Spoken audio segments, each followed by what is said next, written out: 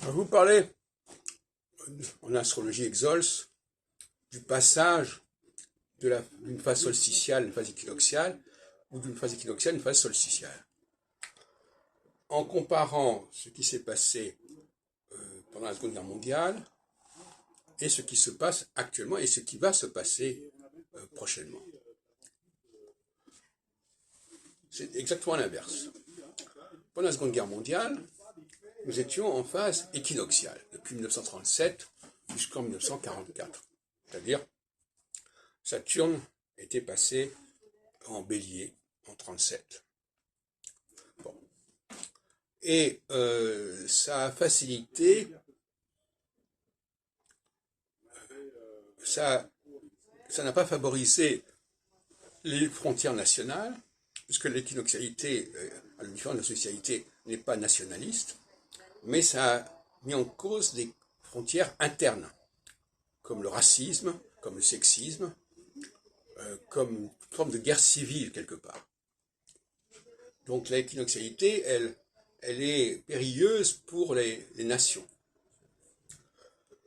Et elle est remise en question par l'équinoxialité, comme par exemple en 51, le traité 55, en 54, 57, en phase équinoxiale, on a eu la création de la Communauté européenne, la future Union européenne, qui remettait en question les frontières jusqu'à un certain point.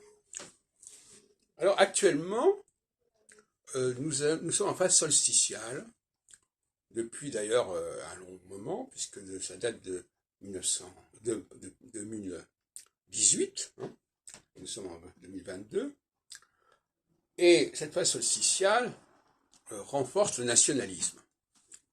Et on l'a vu dans l'Ukraine, l'Ukraine a résisté comme quelque part, à partir de 1944, la France a résisté, enfin passons, mais avant elle ne résistait pas tant que ça, il y avait la collaboration, etc. Et il y avait l'idée d'une grande Europe, bon, il y a des grands concepts, qui d'ailleurs sont reprises plus ou moins en 1957 avec le traité de Rome. Passons. Et donc, c'est très ambigu cette histoire d'Europe. Et donc, nous avons une perspective là qui se présente à moyen terme, à savoir le passage de Saturne qui est entré en Capricorne,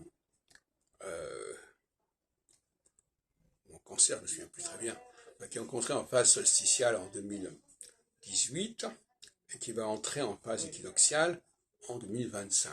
Bon. Qu'est-ce qui va se passer à ce moment-là? Eh bien, la résistance ukrainienne va faiblir. Les motifs nationalistes vont être en berne, en quelque sorte.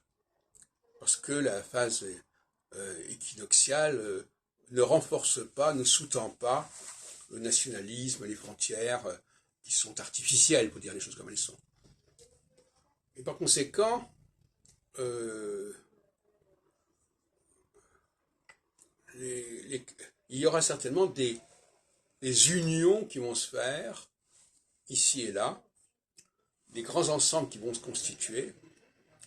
Et dans le cas de l'Ukraine, évidemment, ce sera soit qu'elle soit réintégrée dans le monde russe, en quelque sorte, dont elle fait partie quelque part, quand même, point de vue historique, point de vue linguistique, etc., point de vue religieux, soit qu'elle fasse partie d'un autre ensemble, l'OTAN, l'Union européenne, ou je ne sais quoi.